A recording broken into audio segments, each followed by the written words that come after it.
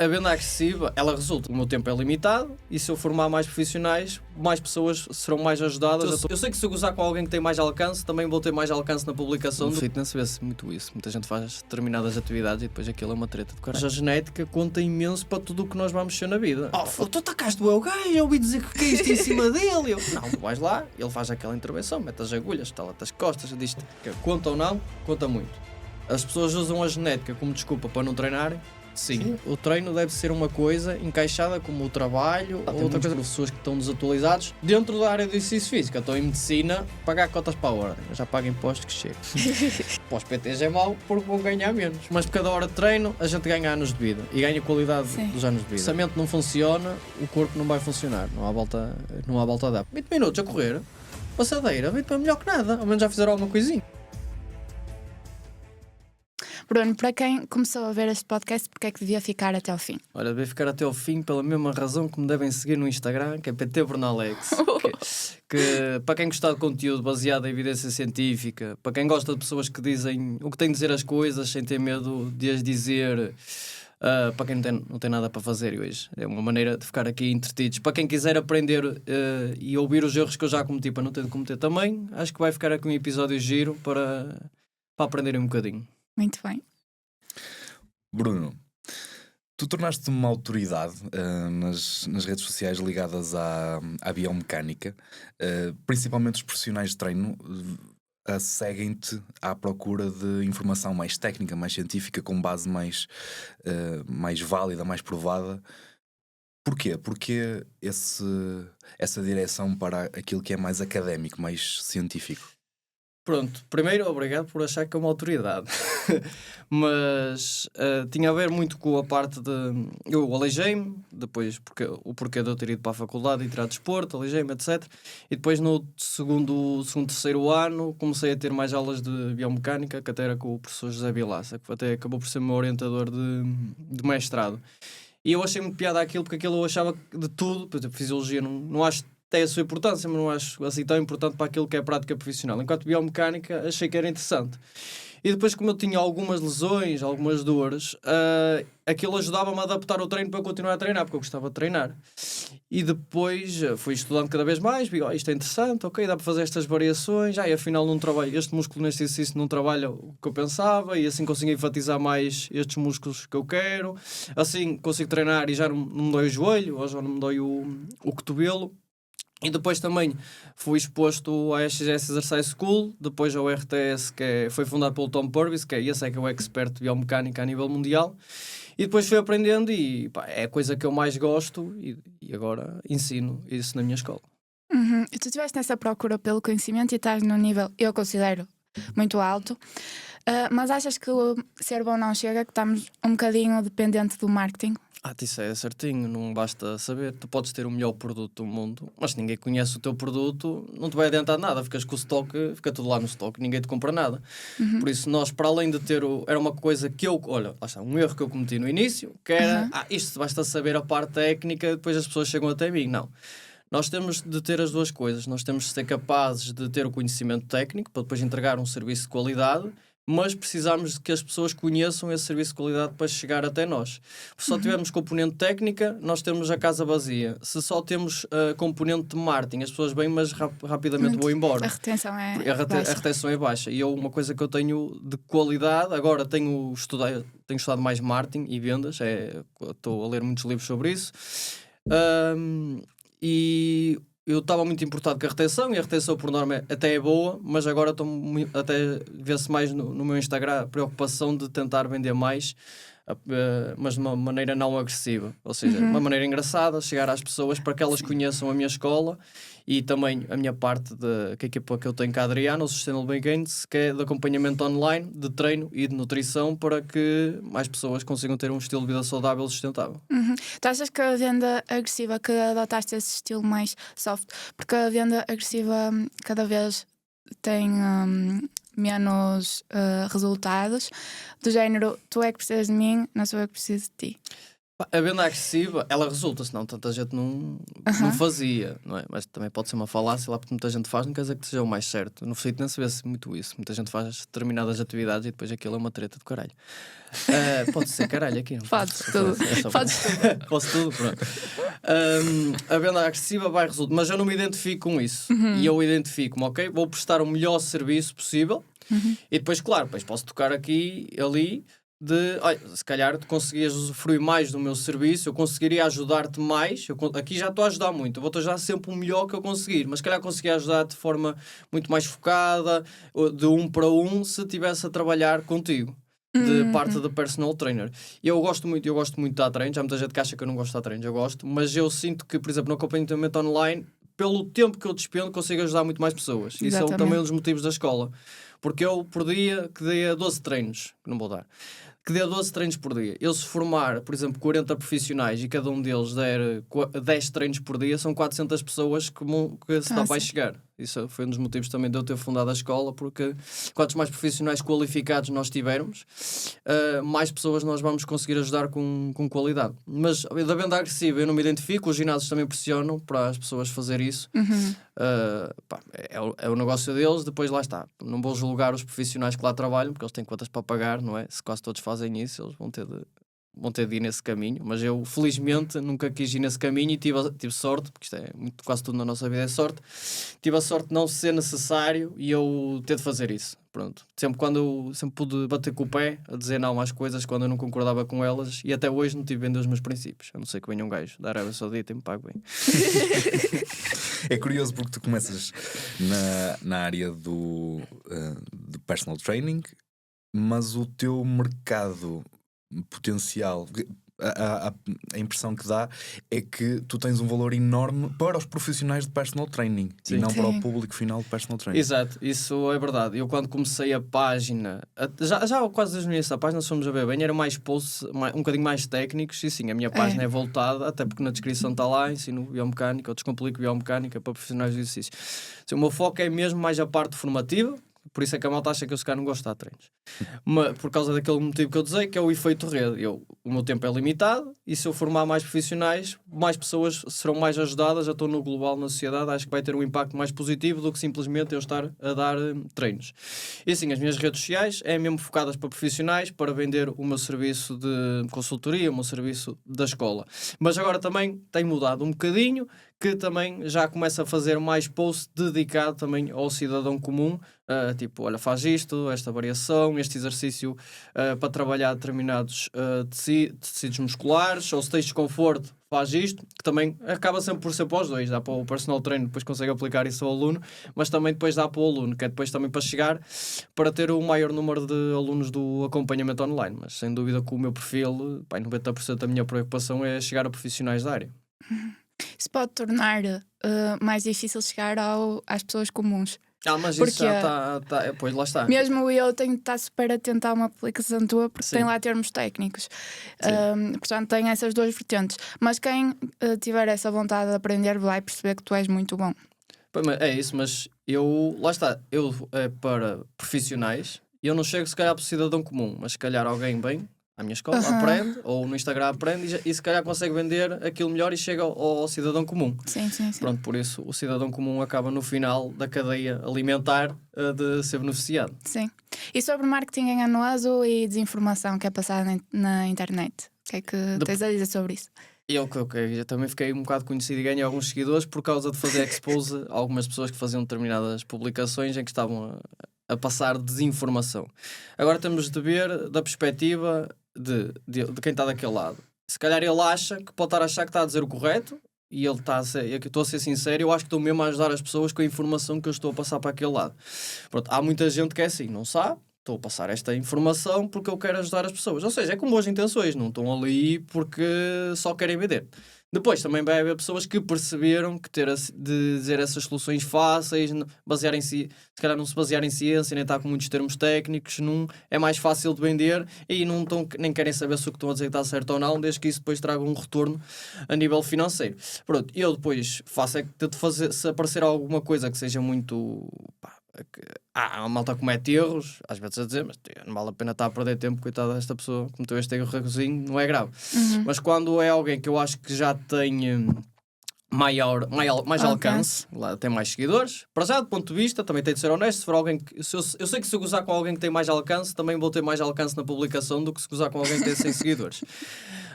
Depois é de bater para cima, acho que bater para baixo também, se for alguém que tenha pouco, mas ser uma asneira assim muito grande, também dá para bater nessa pessoa, por assim dizer, do termo verbal.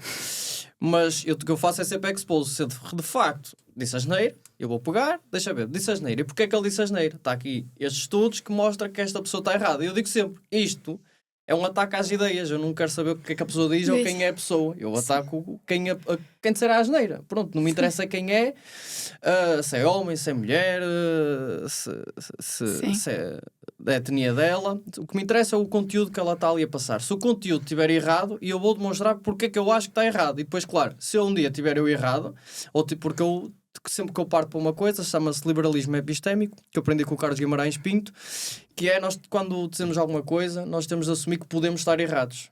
E eu começo as minhas formações, a minha segunda aula, que eu até incluí agora, é dizer isso. Atenção, vocês não acreditem em tudo o que eu estou a dizer só porque eu estou a dizer isto. Eu posso estar errado às luzes do que eu li, e de todos os artigos que eu li, dos livros todos que eu li, das experiências que eu passei. Eu acho que isto é o que está certo. Mas eu posso não ter lido um artigo, eu posso não ter pensado de outra perspectiva nas coisas. Já aconteceu várias vezes, por exemplo, tivemos até há pouco tempo as parciais no alongamento, agora isto está em boga, não é? Mas eu em 2021, por exemplo, li uma meta-análise que ela falava que fazer amplitude total ou fazer parciais era a mesma coisa. Eu achei estranho porque eu li depois os estudos de forma individual e não era a mesma coisa, os parciais ganhavam sempre. Então, porque é que isto é? Porque é que a malta diz que é igual? Porque é que esta meta-análise conclui? Pois lá está, depois como bem ler, que é a parte chata, que é, eu gosto de ser um chato de caraças e vou ali ao fundo, ok, esta meta-análise conclui isto e vamos ver o que é que cada estudo individual diz. Pronto, na nutrição também acontece bastante essa situação com os alimentos processados, que metem tudo no mesmo saco e ali também meteram tudo no mesmo saco. E o que é que se viu? Eles comparavam fazer total com parciais, mas não distinguiam as parciais. Era só parciais e não diziam se era no alongamento ou no encurtamento. E por acaso, eu quando estive em Lisboa com o Brad Schofield, eu até lhe coloquei essa questão. E ele assim, realmente não tinha pensado dessa perspectiva. Ele é o maior investigador de hipertrofia que existe no mundo, mas também não tinha pensado dessa perspectiva. Por isso, eu, quando tudo que eu meto, lá está, pode estar errado, só quer dizer que eu estou errado. Eu até faço um vídeo a gozar comigo a dizer que eu estava errado. Aliás, eu tenho um vídeo desse no Instagram, coisas que eu já acreditei e agora já não acredito porque disseram, olha, estavas errado nisto. Ok, estava errado, pronto, siga. Mas sentes que é fácil persuadir através da ciência? Porque tem essa questão. Eu sinto que a maior parte das pessoas não leem um estudo a fundo, ficam com aquela ideia, não veem tudo o que está discriminado naquele estudo. Sente que é fácil de pegar num estudo, ler por alto e até fazer um documentário que vai persuadir a pessoa no sentido errado ou sem ver o outro lado da história? Isso é parte do marketing que nós temos de tornar a ciência vendável. Quem a fazia muito bem isto era o Carl Sagan, que já faleceu, e temos o Neil deGrasse Tyson, que também é uma pessoa, e temos cá o Carlos Filhais também, e o David. Que eles também nós temos de saber vender a parte da ciência. Claro, a parte chata da ciência, estar a ler o artigo, estar a ver a amostra, qual foi a metodologia. E depois ainda temos a parte de estatística, que se o modelo estatístico que eles utilizarem não estiver correto, pronto, os resultados já podem estar a ser mal analisados. Qual é o tamanho da amostra? Que tipo de população é que é? Quanto tempo é que durou? Qual foi o método para avaliar isto? Este método é válido? Se eu fizesse, isto durou 12 semanas, se isto fosse 16, será que ia dar a mesma coisa? Pronto, por isso não é fácil vender isto às pessoas. Por isso é que eu digo, é preciso aprender marketing, é preciso aprender sobre vendas, para ok, eu tenho esta informação, agora como é que eu passo isso para o cidadão comum de tipo parte prática? Olha, parciais no alongamento é melhor. Eles, que é isso? Parciais no alongamento. Bom, metes um vídeo, olha, queres maximizar os teus ganhos do teu quadríceps, então faz o exercício desta maneira e mete-se lá o estudo. Eu já sei que a pessoa não vai ler o estudo, mas depois cabe a quem está a passar a mensagem ler o estudo a fundo para ter a certeza que não está a passar desinformação. E depois lá está, no vídeo, a malta só vai ver o vídeo. Depois metes na descrição, lá, eu o que eu faço, meto na descrição, está aqui tudo direitinho, ao menos aqui está a salvaguarda, só que não, olha, eu na descrição expliquei tudo, depois tu não quiseste ler, já não é comigo. Resguardar, sim. Essas ideias são extremamente interessantes e vão bater numa questão que eu tenho para te fazer mais à frente. Eu estou super curioso para saber acerca de um tema que a mim me diz muito e que tem estado em voga, que é o foco no treino. Mas já lá vamos. Só desenvolver um bocadinho essa ideia acerca da ciência. A própria ciência é muito relativa, porque a ciência está eternamente a contradizer-se, não é? Nós concluímos uma coisa e passado alguns anos concluímos outra. Não dá para ter a ideia que estamos sempre certos. E isso lembra-me de um estudo que fizeram no início do século XX, penso eu, na General Electric, numa das maiores empresas dos Estados Unidos, em que avaliavam o impacto da luz na capacidade de trabalho. E então pegavam equipas de trabalhadores e punham-nos em salas diferentes com intensidades de luz diferentes. Isto para quê? Para tentarmos interpretar um bocadinho o que é a interpretação que nós damos à informação que recebemos. E então a conclusão que tiravam do estudo inicialmente é que as pessoas que tinham mais luz estavam mais aptas, desenvolviam um trabalho com mais motivação e tinham mais produtividade, porque estavam a comparar esse grupo a outro grupo que tinha a luz normal. Ou seja, num grupo tinham aumentado a luz que estava na sala, o outro tinha exatamente a mesma intensidade de luz. E foram equalizando os níveis de luz ao longo do estudo. E perceberam que o grupo que estava a ser testado continuava com mais produtividade. E eles perceberam o quê? A diferença não estava na luz. A diferença estava na atenção que o grupo que estava a ser estudado recebia e sabia que havia ali uma motivação que eles não percebiam porque é que estava a acontecer. Enquanto o outro grupo estava a trabalhar no seu ambiente de trabalho normal. E aquilo que se concluiu é que muitas vezes tu estás a estudar simplesmente a coisa errada. A ciência muitas vezes por si própria está errada. Tu não podes partir do princípio que, por desenvolveres um teste, aquela conclusão está certa. Tu tens que te pôr em causa permanentemente. Sim. E isso provavelmente é a razão que leva a muitas pessoas neste momento estarem na internet a dizer muita coisa que é muito errada, que pode estar certa para si, mas que não é certa para toda a gente. Depois, vários pontos que aí podemos tocar. A ciência não está errada. Quem fez o estudo é que não conhecia todas as variáveis, por exemplo, confundidoras. Isto tem um nome que é o efeito Outward, que é quando nós estamos a ser observados, nós sabemos que fazemos parte de uma intervenção, os nossos comportamentos mudam. Pronto, acontece muitas vezes isso, por exemplo, que vamos testar este suplemento, ou vamos dar este alimento à pessoa, ou vamos fazer este tipo de intervenção mais até na fisioterapia. No exercício físico não é assim tanto, porque no exercício físico depois normalmente a gente mede força, ou tu aumentaste a força ou não aumentaste, por isso é uma coisa que tu consegues avaliar, não é subjetivo, porque vais medir, quer seja dinâmica, isométrica, tu consegues ver. Quando tu estás a ser observado, de facto os nossos comportamentos vão se alterar. Por exemplo, nós estamos aqui a gravar este podcast, se calhar se não tivéssemos off... Já estás a chamar nomes. Não chamo. Falámos de maneira diferente. Acontece isso, por exemplo, com terapias alternativas, que são uma treta do caralho. A homeopatia, a acupuntura, a osteopatia, a quiropraxia, a urinoterapia. Existe urinoterapia também. E as pessoas dizem que se sentem bem. O que é que acontece muitas vezes? As pessoas, quando sabem que fazem parte de uma intervenção, elas alteram os seus comportamentos. É isso, o efeito Outward. Na nutrição e na fisioterapia, às vezes, o que é que acontece? As pessoas adotam hábitos que vão, de facto, levar à melhoria. Ou seja, eu começo uma intervenção, sei lá, tenho de tomar este medicamento. E às vezes acontece isso com o placebo, comparar placebo. Por isso é que na indústria farmacêutica eles têm de ter um placebo, que é um comprimido de açúcar, não tem nada ali. Tipo um comprimido homeopático, não tem nada ali. E um comprimido que tem um princípio ativo. E para sabermos se este comprimido de facto funciona, ele tem de ser estatisticamente superior, e não é estatística tipo de desporto que é P menos que 0,05, é mesmo elevado. Menos 0,00001, para ter a certeza que aquilo funciona. E o que é que acontece? Mesmo com os placebos, muita gente melhora. Porque ninguém sabe se está a tomar o placebo ou se está a tomar o comprimido que tem o princípio ativo que vai causar as melhorias na pessoa. Então as pessoas começam a ter inconscientemente outros hábitos. Começam, se calhar, a andar mais a pé, começam mais a ter atenção à alimentação, começam a fazer mais exercício físico, se calhar reduzem o álcool, se calhar vão dormir melhor. Pronto. E aí, depois melhoram. E depois vais a ver, aquele comprimido não funciona, não é superior ao placebo. Pronto. Então, temos aí um ponto que é este efeito de quando nós estamos a ser observados, os nossos comportamentos mudam. Depois temos de ver as variáveis confundidoras, que é, às vezes as coisas melhoram não pelo que nós pensamos, mas por outros aspectos.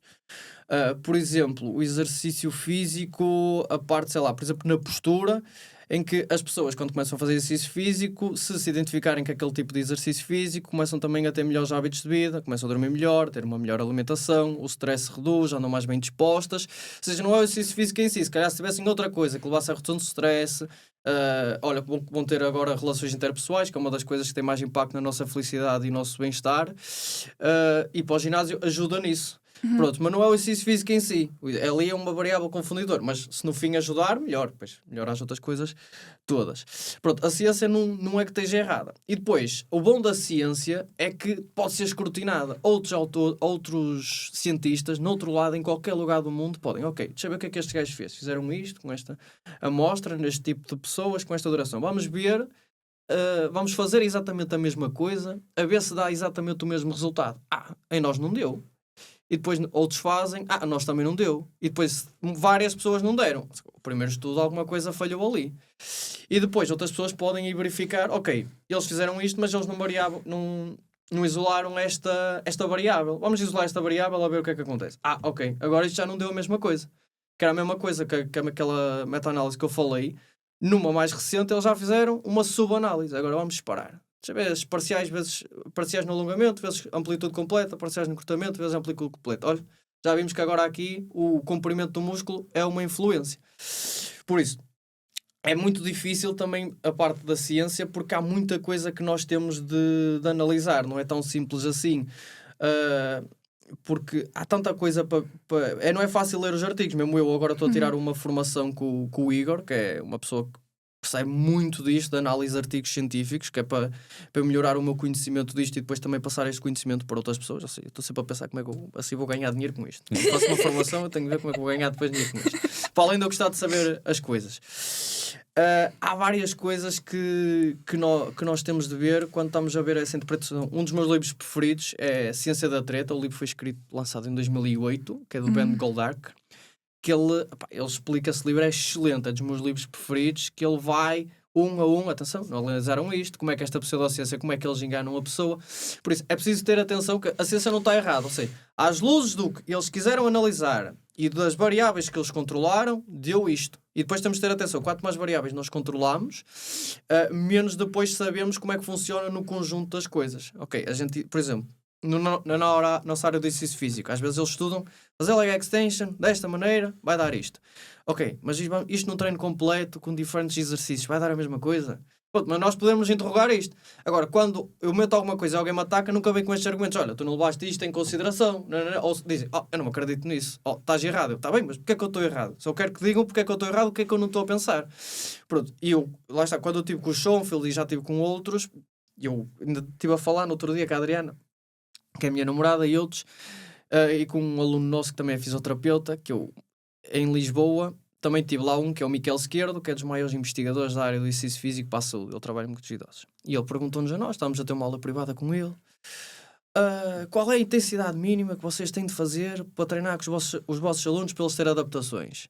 Que era mais idosos. E eu assim, quantas repetições é que têm de fazer? E ele, E eu assim, vai depender quantas repetições tem de fazer, tipo, com cadência, com pessoa, para o grupo muscular, etc. Não, tem de ser sem uma, qual é que é? Eu assim, isso é genérico. E eu assim, pode ser 8 a 10, 10 a 12, ele não, tem de ser 30. E eu, tem de ser 30 porque, caralho? E ele assim, tem de ser 30 porque 30 repetições corresponde a 30 RM, que é a intensidade mínima para haver adaptações. Eu, não é assim, isso está errado. E ele, não está nada errado. Eu pego no telemóvel, que eu tenho esta mania de congressos, vou ao telemóvel, que eu tenho os estudos muitas vezes na cabeça, e eu olho, está aqui um estudo a dizer que isso está errado. Está aqui outro também está a dizer que está errado. E eu tenho aqui um estudo do seu colega, que é o Schoenfeld, que vem cá amanhã, que ele comparou 20, 40, 60, 80 RM, eles viram que quem fez tipo 20 RM não fez 20 repetições, quem fez 40, varia muito, à medida que nós nos afastamos da repetição máxima, há maior variabilidade do número de repetições, tanto podes fazer, pessoas com 80 RM fazem 8, outros fazem 15, outros fazem 20, vai variar muito. E pronto, e eu questionei, e depois no dia seguinte a malta, tu atacaste o gajo, eu ouvi dizer que caíste em cima dele. Eu, só que eu testei o homem que estava errado. Pronto, às vezes também aí somos mal interpretados, mas e então, ele conseguiu mudar a não mudou, ele perspectiva? ficou com a dele. Isso é tão mau, ele ficou com a dele. Mas aí não posso fazer nada. Eu expliquei, olha, tenho aqui estes estudos, se quiser eu mando-lhe, não é? Sim. E ele pensou, isto que é isto? Sabes, eu sinto que muitos profissionais se focam muito numa ideia, fazem o trabalho todo à volta daquela ideia, se fecham ao resto e nunca, jamais podem deixar de defender aquela ideia, porque senão põem o trabalho deles em causa. E é exatamente o contrário do que quem defende a ciência faz, não é? Procurar a evolução, procurar aprender sempre mais, e depois há outro estudo que... Isso tem um nome, chama-se falácia do custo afundado. Quando tu investes muito tempo ou recursos numa coisa, depois custa-te mais deixar essa coisa. Tu já investi tanto dinheiro nisto, foda-se, será que eu não posso ter investido tanto dinheiro nisto, tanto tempo nisto, não posso estar errado? Ou tu até posso estar errado, mas fogo, não vou agora mudar de opinião. Já foi tanto tempo despendido, agora vou continuar com esta e vir a religião. Pois, eu vi muita gente a fazer isso no Brasil, mais quanto ao hiptrust e agachamento. Um demonizava o outro dizia que era... Sabe, porque nós somos seres tribais, é mais fácil assim. Tu ficas na tua tribo e atacas a outra tribo. Se casca a tua, quem concorda contigo vai para a tua, quem concorda para a outra. Quem está ali no meio leva a porrada dos dois lados. É o que é. A minha carreira profissional, em parte, exige gerir pessoas, e há uma característica em quem trabalha comigo que leva à desvalorização total, que é a incapacidade de pôr em causa aquilo que eu sei. Se tu trabalhares comigo e não tiveres a capacidade de pôr em causa aquilo que eu sei, perdeste o valor todo. Porque se eu me rodear só de pessoas que concordam com tudo o que eu já sei, tudo o que eu já sei vai ser tudo o que eu vou saber daqui a 20 anos. É o que tu achas que sabes, sim. Ou tudo o que eu acho que sei. É o que os ditadores fazem, por isso é que as ditaduras normalmente não duram muito tempo. Ditaduras, dependendo da ditadura. Há ditaduras que vai parecer mal, mas há ditaduras que funcionam muito bem. Nem todos os países vão funcionar bem em democracias.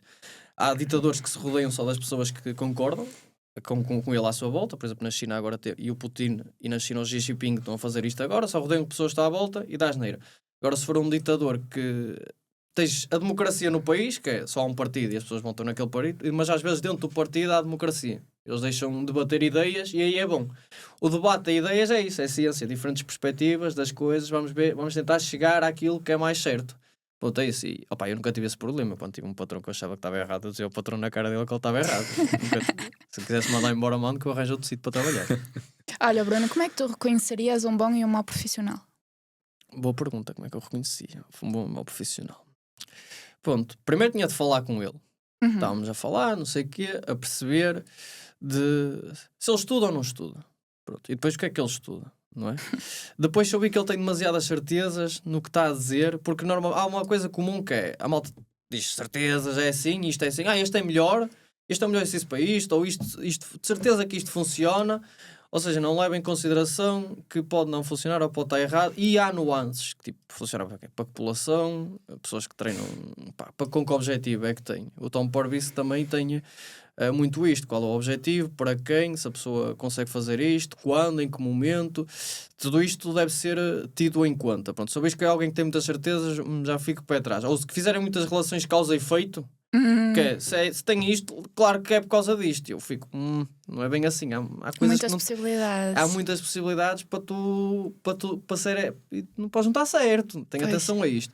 Pronto, já quem é mais ciência do discurso que tu vês, parece que, no entanto, contudo, os resultados deste estudo parecem demonstrar que nos meus alunos deu resultado, eu costumo dizer isto, nos meus alunos deu isto, mas eu não sei porque é que deu isto. Pode ter dado isto, por exemplo, o Mauro já falou sobre isso, o Mauro Franklin, que deu isto, mas eu não sei porque é que deu isto. Olha, calhou. Pode ter sido porque pelo que eu fiz, ou apesar do que eu fiz. Também é uma grande diferença. É uma coisa o que tu fizeste, ou apesar do que tu fizeste. O que tu fizeste pode não ter feito nada. O que acontece, por exemplo, com lesões musculoesqueléticas, musculotendinoses mais esqueléticas é mais complicado, que é normalmente tendinopatias, coisas assim. Se eu tiver asneiro, depois os fisioterapeutas me caem em cima, passam com o tempo. Há muita coisa que o tempo sozinho resolve. O que é que acontece muitas vezes quando a pessoa vai à acupuntura ou osteopatia? Temos que ela vai no pico da dor. Ninguém vai quando está... vai um bocadinho, não vai. Vou quando estou cheio de dores.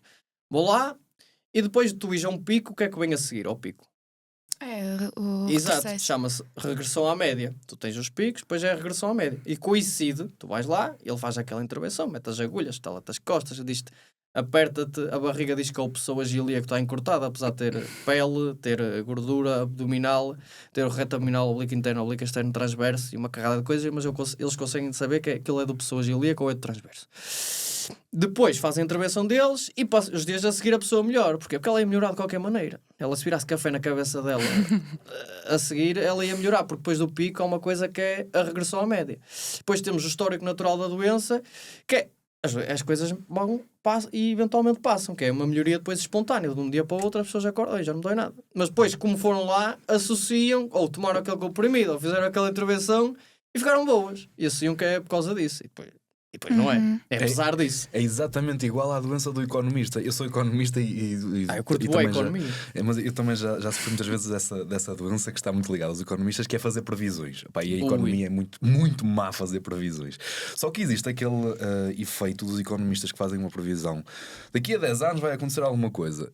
E de vez em quando tu a vez o economista a aparecer e a dizer, estás a ver? 10 anos depois aconteceu o que eu disse. E as pessoas tendem a valorizar muito isso. Esquecem-se, é que isso é um caso em 50. Os outros 49 estavam todos errados. Sim. E também fizeram previsões. Por isso tu não podes assumir que aquela pessoa simplesmente tem... Há 2 casos.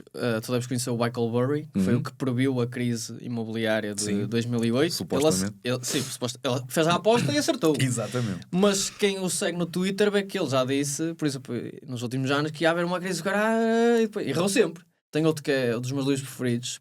Ele agora está meio chalupa da cabeça. Deve ser da idade. Que é o Robert Kiyosaki, que escreveu O Pai Rico, Pai Pobre. Sim. E ele, na neta, a malta goza com ele a dizer que ele previu 20 das últimas 3 crises. Ele perdeu. Que ele está sempre a dizer que venha isso. Nós sempre está aí o bicho papão. Eventualmente vamos acertar que o bicho papão acaba por chegar. Né? Por exemplo, na economia, que nós atualmente, como é o modelo económico, vai haver uma crise X em X anos. Se eu disser, olha, daqui a 30 anos vai haver uma crise. Eventualmente eu vou estar certo, não é? Mas é como tu disseste, a maior parte dá errado. Nós não conseguimos fazer previsões a uma semana, a um ano. Já por isso é que eu também tenho mais uma veia liberal na parte da política, porque ninguém consegue prever coisas que têm multivariáveis. Vocês iam se dar bem. É muito complicado. Se eles conseguissem prever, mete o teu dinheiro e aposta. Se tu sabes que vai acontecer isso, mete o teu dinheiro, mete skin in the game, tu vais ficar rico. Tu, se estiveres errado, então, pronto, mete lá o dinheiro e vês. Se estiveres certo, tudo bem. Muito parecido a uma notícia que eu vi esta semana de uma família, de 2 pais e 2 filhos que decidiram há alguns anos, 2017, pôr tudo em Bitcoin. Pôr tudo em Bitcoin. Estão ricos agora. E estão ricos agora. E fora as outras que puseram e ficaram pobres. E a questão é essa, não é? Quantas pessoas se arruinaram ao mesmo tempo? Não podes pegar num caso. Isso é como aos coaches, a malta. Nós olhamos para quem teve sucesso, nunca olhamos para quem é que não teve sucesso. Nós lembramos-nos dos atletas que chegaram lá, nunca nos lembramos de todos que ficaram para trás. Isso, por exemplo, temos na periodização, que fala bem nisso até o José Afonso Neves, que todos os atletas fazem quase a mesma periodização de treino, ondulatória, aleatória, caralho, mas só há um que ganha. Os outros todos perderam, fizeram a mesma coisa. No treino, nós vemos isto, há malta que pode fazer exatamente o mesmo treino, mas há uns que melhoram muito mais do que outros, porque há outras coisas que vão influenciar. Este é um podcast de partilha, trabalhamos arduamente para dar-te o melhor e só é possível com o teu apoio. Para trazermos o melhor conteúdo e mais convidados, é fundamental o teu feedback. Por isso, se gostas do BMS Podcast, clica no botão de subscrição e interage connosco. Estamos a entrar num tema sensível que é a genética. Genética, eu quero-te ouvir falar sobre isso, porque o Paulo não acredita. Não acreditas? Não acredita. Eu não sou descrente na genética, eu sei perfeitamente que a genética tem um impacto. Aquilo que eu costumo dizer é, no geral, obviamente que eu sei perfeitamente que se eu peso 90 quilos, eu tenho menos capacidade natural de fazer 500 elevações do que alguém que pesa 60 quilos. Eu tenho mais 30 quilos para puxar para cima, não é? Mas no geral, aquilo que a minha experiência me diz é que eu vi sempre quem se esforçou mais que eu a treinar a ter melhores resultados e quem se esforçou menos a ter menos resultados. E por isso não me conseguem convencer que os meus resultados positivos têm a ver com a minha genética que me favorece para isso. Eu acredito que tem mais a ver com a dedicação que tu dás à cena. Os resultados extremos podem depender da genética. Mas se tu partires do princípio que é genética para tudo, tu nem começas, porque já assumiste que a tua genética não funciona. Eu percebo essa perspectiva de se partires. Isso é cena. Eu também, por exemplo, eu tenho a cena que eu acho que não temos livre-arbítrio, nós, que é mais quase determinista do que outra coisa. Por essa lógica eu não fazia nada, está tudo terminado. Pronto, mas depois isto do determinista é É tudo uma questão de probabilidades. Eu se faço A e A tenho uma probabilidade de levar-me a B, a C, a D, ou a 1, a 2, a 3, a 4. Pronto, depois pode acontecer ou não, porque depois já há outras variáveis que vou encontrar pelo caminho. Pronto. O que nós temos da ciência, a nível hipertrófico e de força, o fator genético pesa imenso. Imenso. Tu consegues ver miúdos que não faz sentido. Ou malta que vai ao ginásio e começa a treinar. Olha, tenho lá uma miúda que começou a treinar há 3 meses. Tem 14 anos. Ela já agacha com 60 kg até ao chão. 60 kg até ao chão. Já faz RDL com 50 kg. Já faz elevações.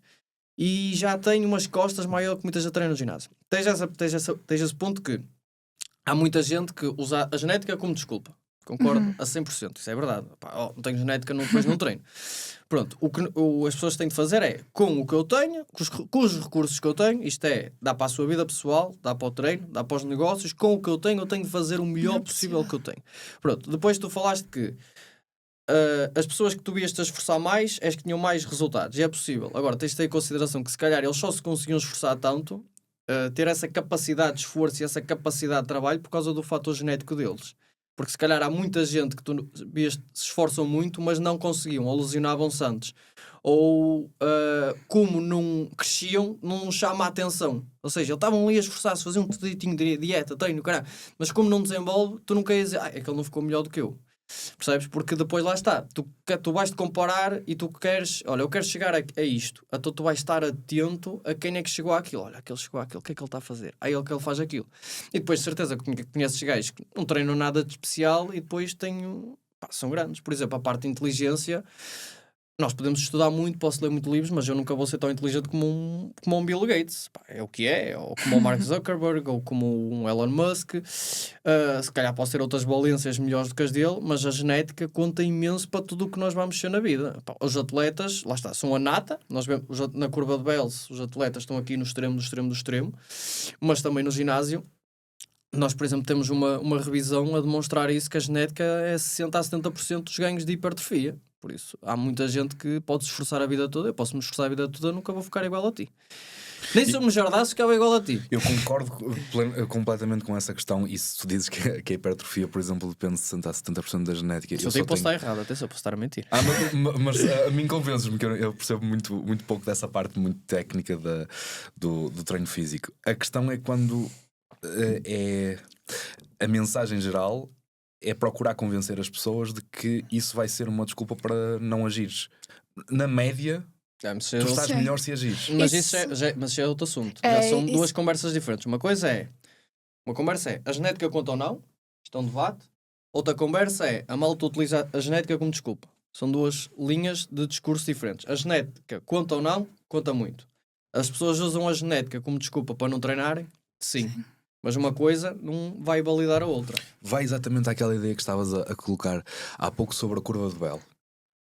A curva de Bell é aplicada nos atletas, não é? A 2, qualquer coisa por cento. E depois ainda podemos for mais, pode ser 0. Nós estamos a falar para 70% ou 80% da população. Sim. Nós não somos atletas. A nossa genética não vai ter assim um impacto tão grande na nossa vida que nós sejamos desmotivados a treinar, porque eu acredito, eu nunca vou ser um atleta de fisiculturismo porque a minha genética não deixa chegar lá. Não preciso, não é necessário. Mas eu sei que se me ativar, eu vou estar melhor do que quando estava parado. É só essa a ideia. Sim, mas isso é verdade. Mas lá está, é o que eu digo, são duas discussões distintas. Se tu treinares, vais estar melhor do que estás hoje à partida, não é? Isso é quase toda a gente no treino. Por isso, tipo, dar treinos a quem nunca treinou é a coisa mais fácil do mundo. Qualquer coisa que eles façam, vão responder. Mas tu nunca vais chegar àquele ponto. A maior parte das pessoas não vão ser um Sibam. A maior parte das pessoas não vão ser o corpo que vê no Instagram. Esqueçam lá isso.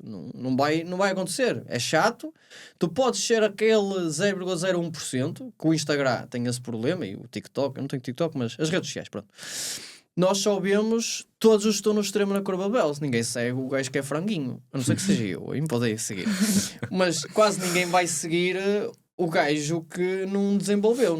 E depois é assim, tantos gajos, fogo, olha para isto. Como é que pode ser genético que se aparecem tantos?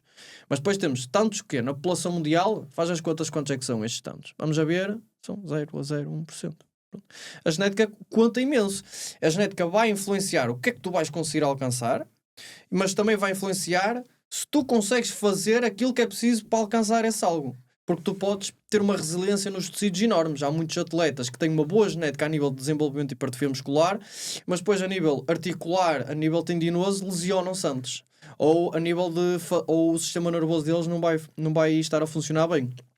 Ou por algo, ou estão mais propensos a ter depressões e vão ter depressões. Muitos atletas de fisiculturismo sofrem depois de dismorfia de corpo, ou seja, sofrem de outros. E posso estar a dizer asneira, mas acho que há um estudo a demonstrar que muitos deles já têm à partida, quem vai para o culturismo é quem já tem problemas de. Tipo, alimentares. Ali já há alguma coisa a nível cerebral. Um distúrbio, exatamente. Ou seja, é genético, já nasceram com aquilo. Pronto, a genética conta muito. Okay? Tu podes desenvolver um distúrbio. Podes. Eu estou a dizer é que dentro daquela amostra, quem já está lá já é propenso a ter esse distúrbio, mas não precisas de ir para a atleta para ter esse distúrbio. Sim. É totalmente verdade, é igual ao processo de seleção dos principais espiões da CIA. Eles têm uma condição que procuram que é qualquer coisa como condição especial, condição mental especial. O que é que eles procuram? Pessoas que que tiveram uma infância completamente desastrosa ou alguma coisa que os fez tornarem-se tão frios que tu tornas um espião perfeito. Exato. Mas se fores uma pessoa normal já não és já não tens tanta capacidade para te tornar. Mas isso é giro porque lá está. Isso tem a ver com a teoria da seleção natural. Este ambiente, essa característica, para esse ambiente específico, é uma característica espetacular. Mas para a maior parte dos ambientes é desastrosa ser assim. Por isso vai depender muito. Tem a genética e depois temos a parte do nosso ambiente. E depois é ter a sorte de nós encontrarmos aquilo que a gente é bom e que gosta de fazer e que nos dá dinheiro. Que é difícil. A maior parte das pessoas só consegue encontrar uma delas na vida. Por isso, olha, é o que é. Bruno, como consciencializar as pessoas do papel do treino? Papel do treino. Pronto, olha, eu gosto de ir a pessoa chegar lá sozinha. Por exemplo, olha, você tem dificuldades a subir as escadas? Aí tenho, faço lá nas escadas, fico todo cansado. Você consegue caminhar 10 minutos seguidos sem se sentir ofegante? Aí consigo. Foi o que mesmo por achei que faço, mas depois consegue carregar os sacos das compras. Ele, quando está muito pesado, aí não, tu precisas de ajuda, não sei o quê. Pessoas mais idosas, você não acha que ficava melhor se conseguisse levantar, se não precisasse tanto do seu filho, que até podia poupar dinheiro, não tinha de contratar alguém para cuidar de si? Sim. E depois, quando você fazia exercício físico, mais na escola, quando você era mais ativo, você tinha esses problemas? Não tinha tanto. Até podia ter, não é? Mas não tinha tanto. Você não acha que se tivesse mais força, isso poderia ajudar a conseguir fazer as coisas do dia-a-dia com maior facilidade? Ou seja, a pessoa vai chegar lá sozinha, ela tem de ser ela, porque toda a gente sabe, à partida, que fazer exercício físico faz bem, mas não tem, só quando sentirem necessidade muitas vezes é que vão perceber, e às vezes é preciso tocar, lá está a parte do marketing, tocar ali na dor de sem dificuldades temos de mostrar porque é que elas precisam fazer exercício físico. Olha, vai-te melhorar as análises. Eu não me sinto nada. Tem de ser coisas tangíveis. Exatamente, tem de ser tangíveis. Tem de ser mensuráveis. Olha, convidar-me agora. Um gajo anda a especializar-se em biomecânica e evidência científica e vou falar sobre como atingir os objetivos no ginásio. Convidaram para ir palestrar a falar sobre isso. Virei life coaching. Não. Pronto, mas tem de ser exato, tem de ser mensuráveis e depois lá está, tem de ser uma coisa palpável. E depois lembrar às pessoas que elas estão melhores, que elas esquecem-se, porque nós vamos melhorando cada dia e não nos lembramos como é que nós éramos antes. Pois. Por isso é que eu sempre que vou para uma avaliação presencial, se vem em casa, para o computador, eu faço o cheirozinho, escrevo, então o que é que tem dificuldades, o que é que dói, não sei o que, okay? E depois vejo mais ou menos as cargas que faz, aponto e caralho, depois ela assim, não vi melhorias. Que às vezes faz a bioimpedância ou assim e vê que o corpo não melhorou assim tanto como devia, porque se calhar a parte alimentar depois não está lá e as duas têm que estar conjugadas, principalmente se a pessoa quiser perder peso. O físico está igual. E eu assim, não teve resultados nenhuns, eu não tenho resultados nenhuns. E eu assim, olha, você aqui na última avaliação disse que tinha dificuldade a caminhar 10 minutos, só conseguia caminhar a 4. Quanto é que está a fazer? Agora estou a fazer 20 minutos, faço a 10, já consigo correr. Eu acho que aqui é uma boa melhoria. Você consegue carregar os sacos das compras agora? Agora carrego muito mais, carrego os mais sacos e durante mais tempo. Olha, está aqui uma melhoria. você agora já não consegue pegar no seu neto ao colo, você já não consegue fazer isto, você agora já não conseguiu voltar a jogar pedal, já não joga futebol com os seus amigos, já não voltou a ter aquelas experiências. Realmente, pensando dessa perspectiva, eu estou muito melhor, já não se sente ofegante, já tenho mais força, já tenho mais disposição, para o trabalho já está menos cansado agora, eu realmente estou melhor, realmente estou melhor, não estou pior. Eu assim, olha, o físico é uma coisa, porque... toda a gente gosta, é porque é o que está à espera, é o que está de fora, é o que nós vemos, não é? Essas melhorias pequeninhas que se calhar até têm um impacto maior na saúde da pessoa, nós não vemos, porque está escondido, não é? O que é que achas que mais rapidamente dá o clique na cabeça da pessoa? O negativo ou o positivo? De género, se não treinares vais ficar numa cadeira de rodas, ou se treinares vais conseguir andar, ou se treinares vais conseguir andar. É isso. A positivo.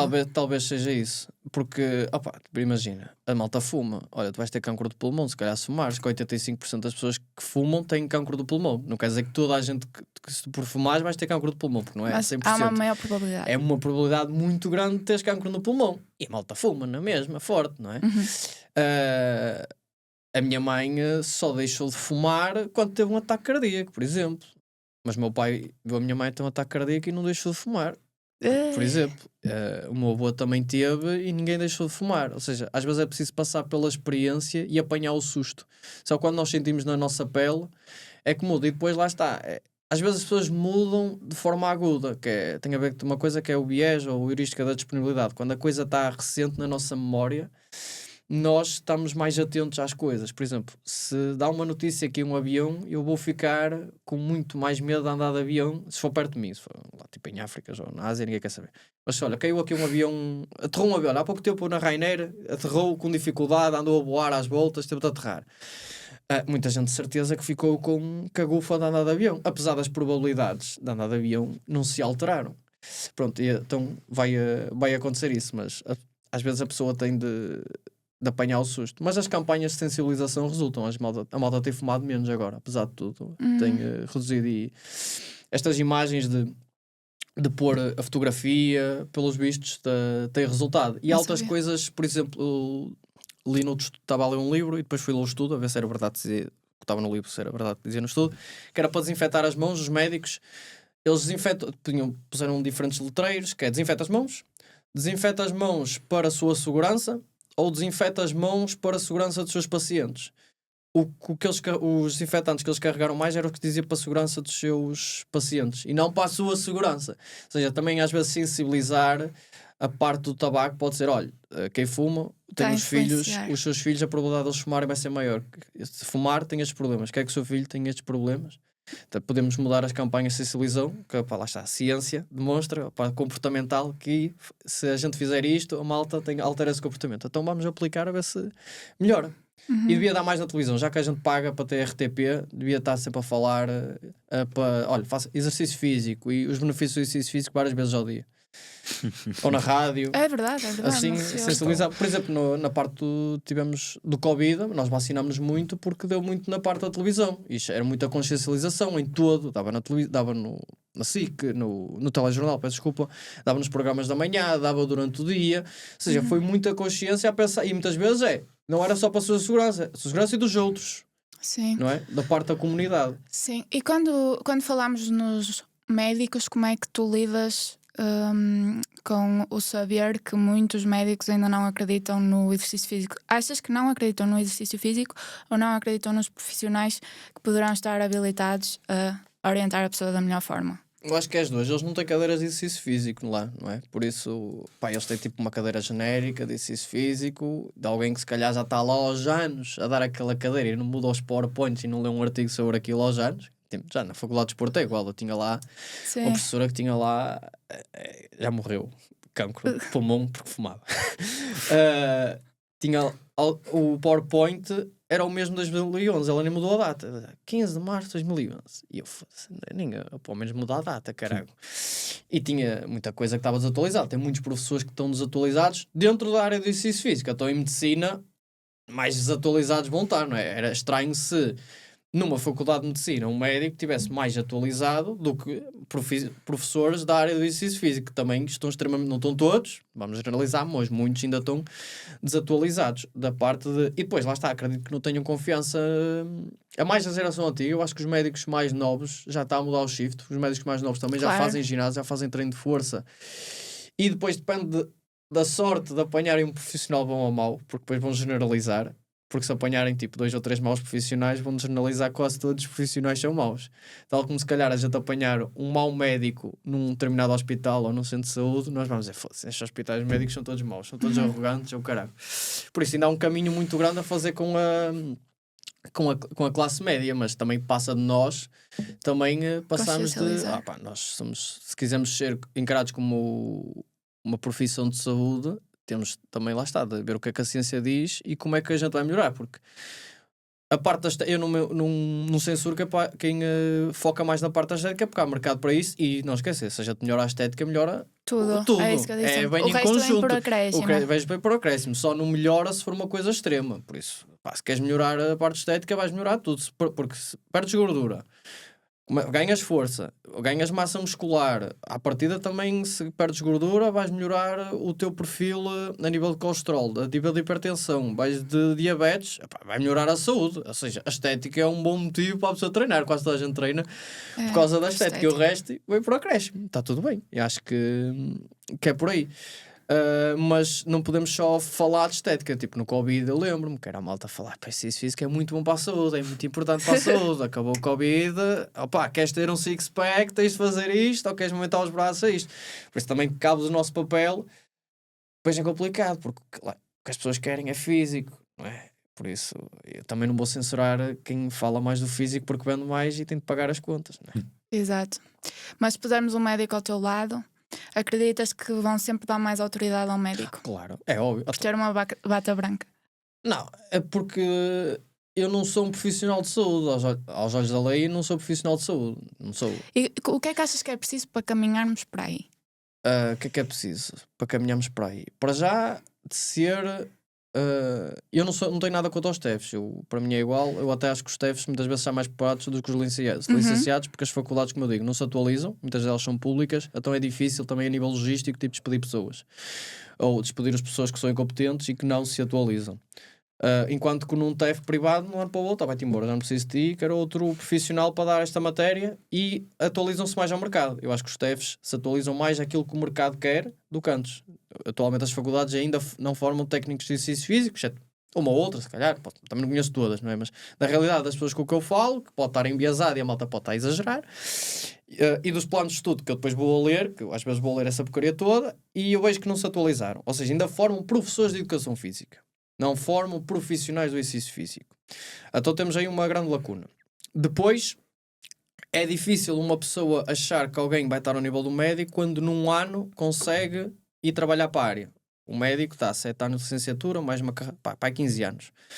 Por isso, é normal que tenha esse impacto, não é? E depois, o médico salva uma vida na hora. Nós não salvamos uma vida na hora. Nós podemos ajudar a que a pessoa tenha mais qualidade de vida e podemos salvar a vida a longo prazo.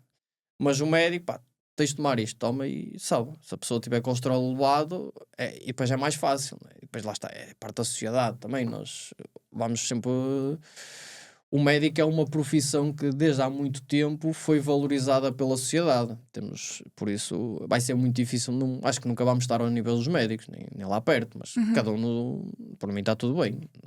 Eles estudam muito mais do que eu. Mas concordas que deveríamos ser vistos como profissionais da saúde? Para ser profissionais de saúde tinhas de acabar com os TEFs.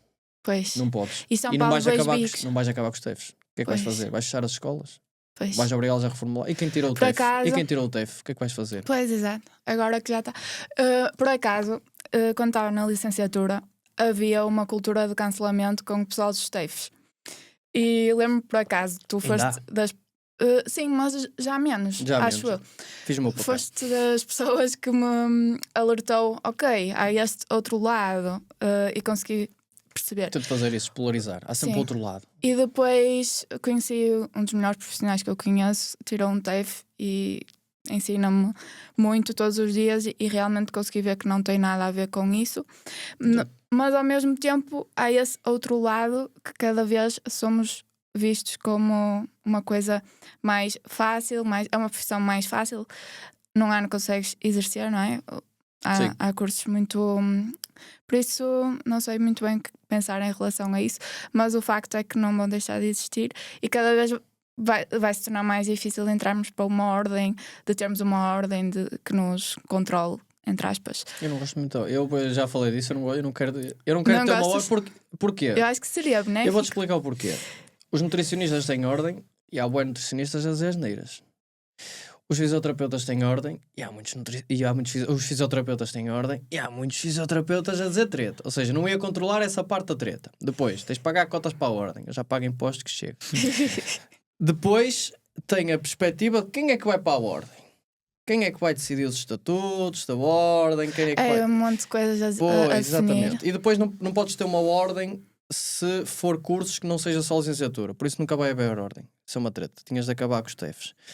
Depois a gente agora pode pensar numa perspectiva do bem comum da sociedade. Antigamente um PT era muito mais caro. Poucas pessoas tinham acesso a PT porque havíamos poucos. Era só quem fazia a licenciatura. E dos que faziam a licenciatura, poucos iam para a área do fitness. Pronto. E agora tens os TEFs. Há muitos PTs. O preço de PT à hora de sala diminuiu. O preço dos ginásios diminuiu bastante. Por isso a desculpa de...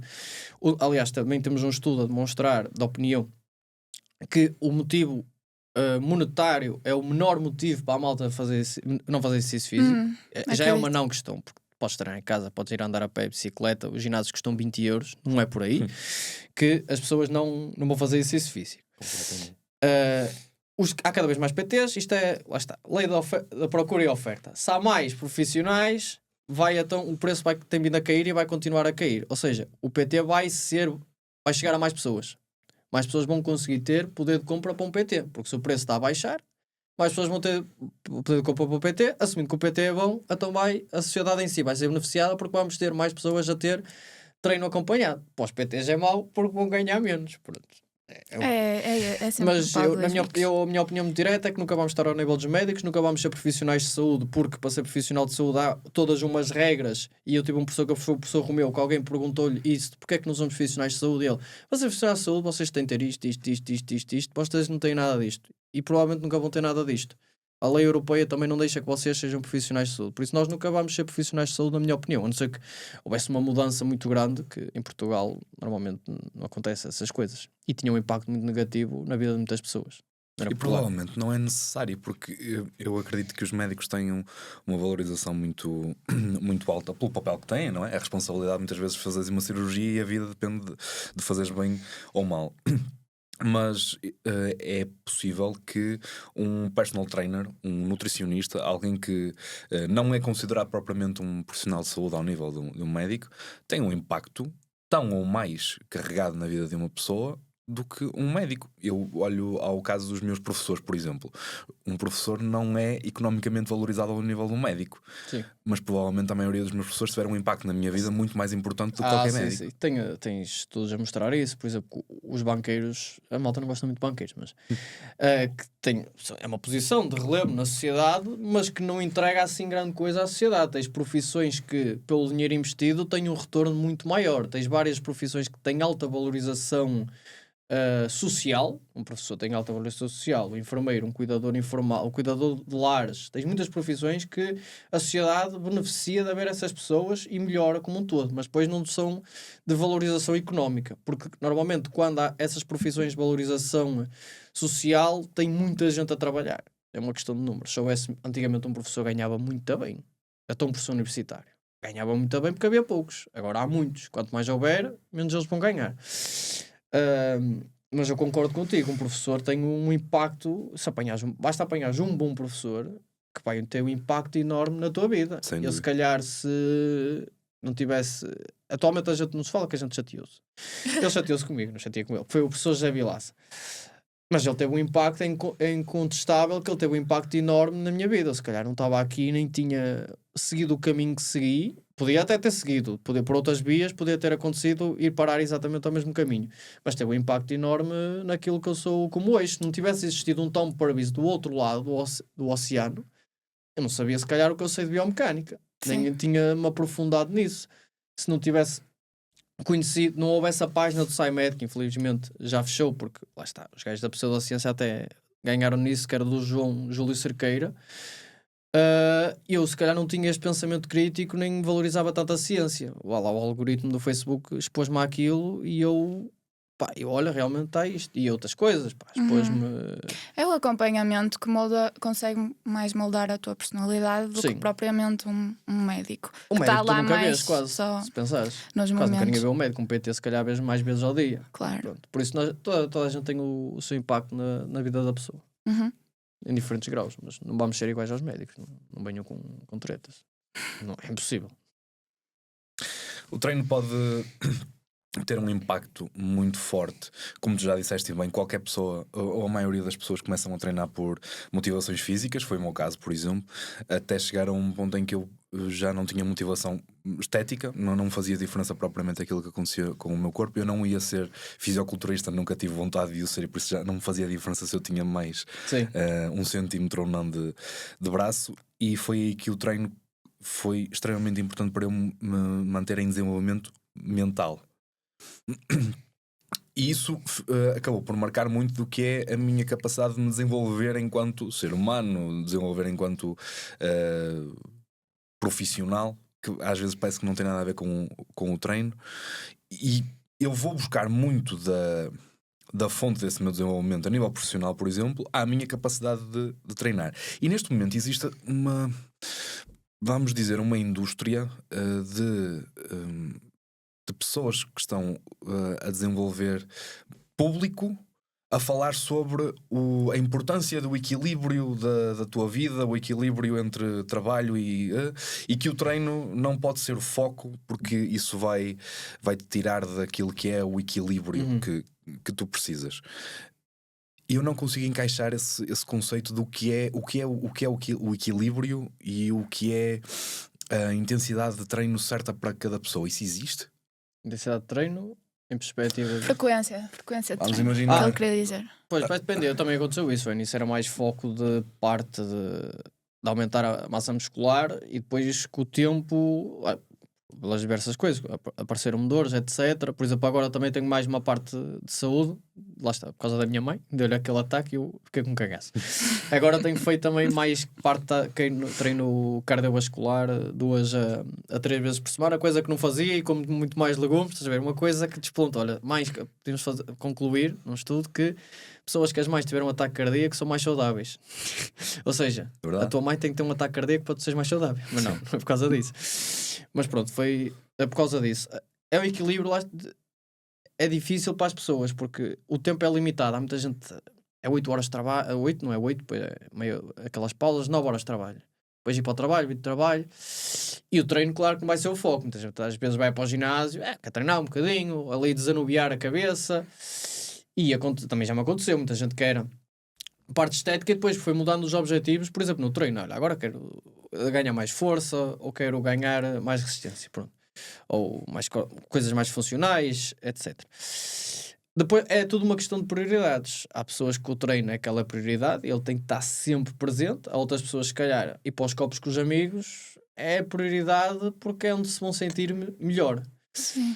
Do equilíbrio vai sempre depender de cada um. Não consigo saber se é melhor aqui, melhor ali, intensidade. Sim. Mas depois de saberes o papel do exercício físico, todos os benefícios, e depois de determinares aquela frequência que está em equilíbrio com a vida pessoal, que seja 1 vez por semana, 2 vezes por semana, não concordas que aquele momento deve ser priorizado? Concordo. Eu lá está, também tenho o viés que eu sou profissional da área e sei o impacto que tem no exercício físico. Eu acho que sim, até porque isso dá-nos de vida, porque cada hora de treino a gente o que se estima é que a gente ganha 3 a 4 horas de vida. Por isso até se a gente treinar sabia disso. é estimado. Pois claro, tem erros, pode ser atropelado, claro, e lá se vai isso, mas por cada hora de treino a gente ganha anos de vida e ganha qualidade dos anos de vida, não é? Então até se tu pensares do ponto de vista pragmático e do ponto de vista egoísta, ou o que quiseres chamar, quase tudo que nós fazemos é por motivos egoístas, que até vai ser bom. Treinas ali e vais ter mais tempo, vais ganhar tempo para depois fazer as outras coisas. Eu também concordo com isso, que o treino tem de ser, para mim, na minha visão de ver a vida, com os valores que eu tenho, que depois outras pessoas não têm os mesmos valores, por isso elas não estão erradas nem estão certas quando é tudo uma questão de valores.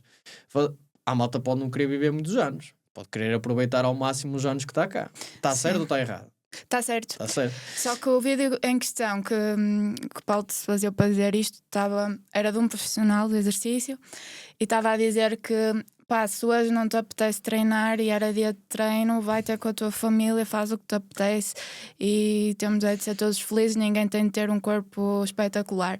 Estava muito com essas ideias que se calhar enviesaram um bocadinho as pessoas. Ele está a ser pragmático, eu acho. E também é vendível, não é? Porque a pessoa se identificar com o gajo Pois e até vai ter isso. mais alcance. Mas É o marketing. é marketing, exato. Eu acho que a pessoa deve ter o treino ali estipulado, tal como tu tens de ir trabalhar. Eu também, olha, não quero ir trabalhar, quero estar com a minha família. Pois.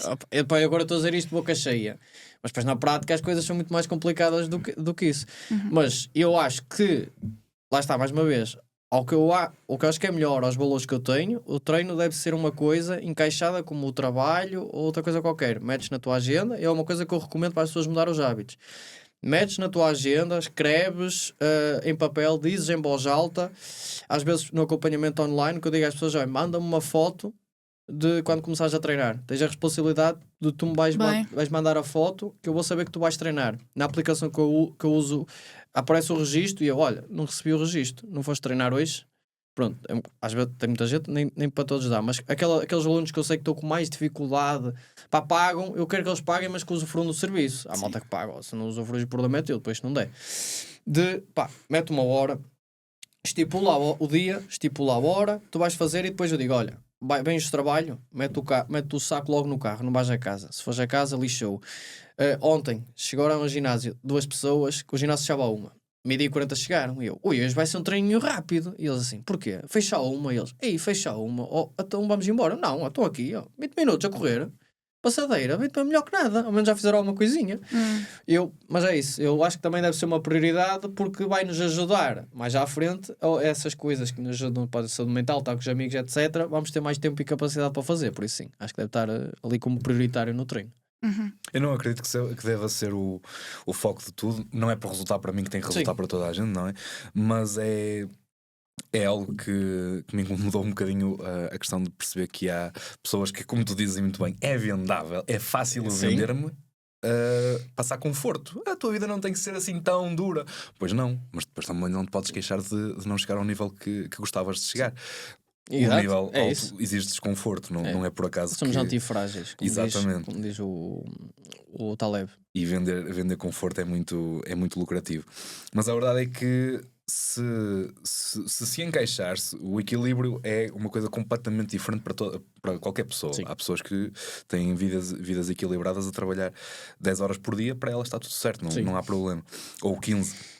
Mas a questão é que no meio disto tudo é uma informação que é sensível a partir do momento em que estás a procurar passar a mensagem de que as pessoas podem simplesmente viver como quiserem, dá-te ao estilo de vida em que só vais viver saudável durante 40 anos porque não queres viver a partir dos 40. Pois, mas o problema é que vais-te arrepender quando passares dos 40 e passares 10 anos com uma doença que vem dos hábitos que tiveste nos primeiros 40. É conversa para os ouvidos das pessoas. É um bocado o que elas querem ouvir e que dá conforto e que vai fazer as pessoas identificarem-se com o profissional e ele, de certa forma, deve saber isso. Por causa das pessoas fazerem uma escolha errada, é que tem de haver um Estado. Tem de haver isso, não? Nem vamos entrar por assuntos liberais porque estaríamos mas aqui. Ao contrário, até não é bem liberal este, até ao contrário, é mais paternalista. Por isso é que eu acho que deve haver. Porque, por exemplo, as pessoas cometem erro, sei lá, alguém não teve um estilo de vida saudável, sabe que aquilo faz mal. Alguém que fumou, olha, tem cancro do pulmão, probabilidade de você ter sido por causa de fumar, deve ter sido. O que é que eu vou dizer? Olha, então não lhe vou dar tratamento. Já sabia, não é? Agora não, olha, cometeu o erro, toda a gente comete erros. E agora, olha, siga, vamos ver o que é que acontece. Ontem fui ver o Rui Sinel de Corques, ele estava a contar que tem um amigo, tinha cancro na traqueia, que fumava. removeu o cancro. No dia a seguir, ou depois de sair do hospital, estava a fumar outra vez o gajo. Pronto, pá. Bruno, nós temos uma tradição de fecho do nosso podcast, que são algumas perguntas rápidas, que não têm que ter grande desenvolvimento, mas que dizem muito sobre coisas, exatamente, assuntos diretos.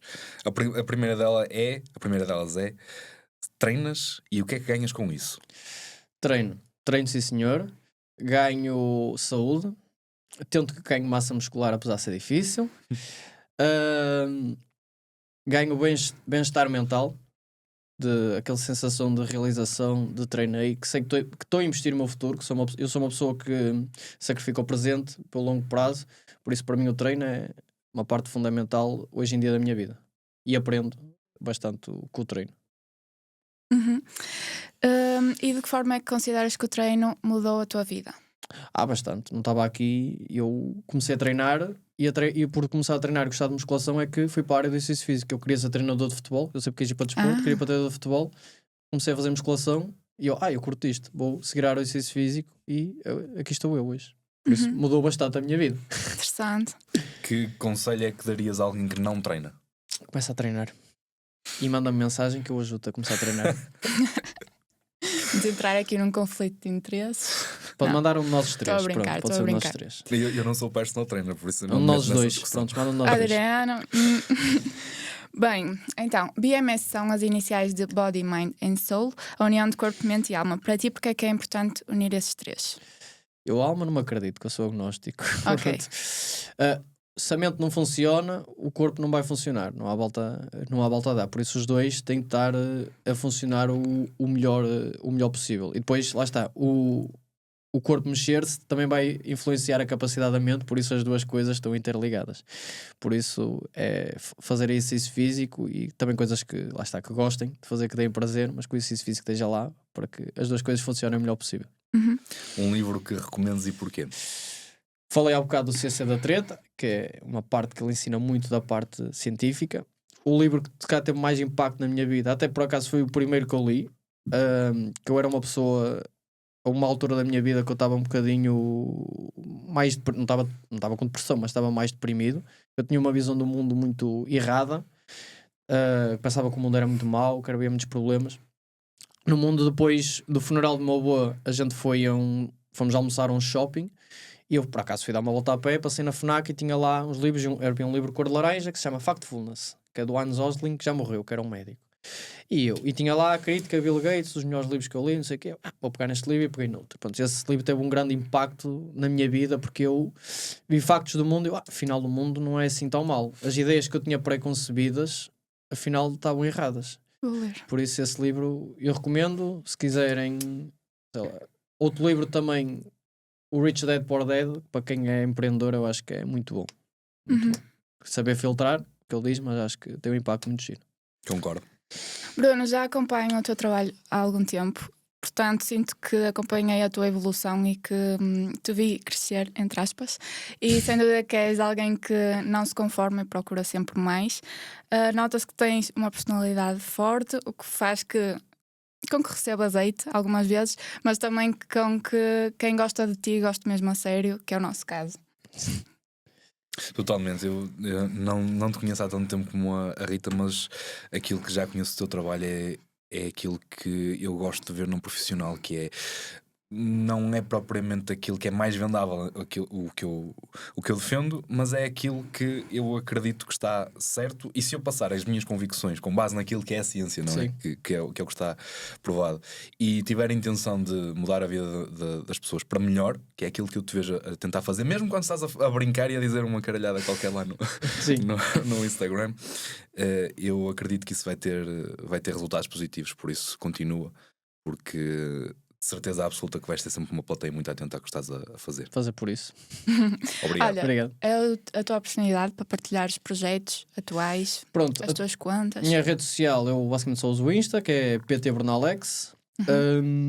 E agora abri empresa recentemente, pronto, que finalmente está aberta, está quase tudo finalizado e vou começar a fazer mais formações presenciais, vai ser só deixado online, que é o Exercise Matrix University, que quem quiser informações basta mandar mensagem no Instagram. Eu já lá estive e recomendo muito. Eu quero voltar. Pronto, então fica à espera disso.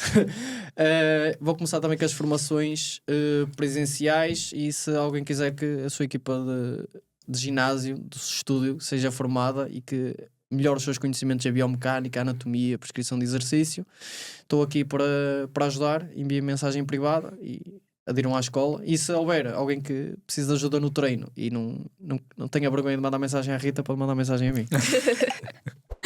Muito bem, obrigada Obrigado pelo teu pelo convite. tempo. Obrigado. Obrigado.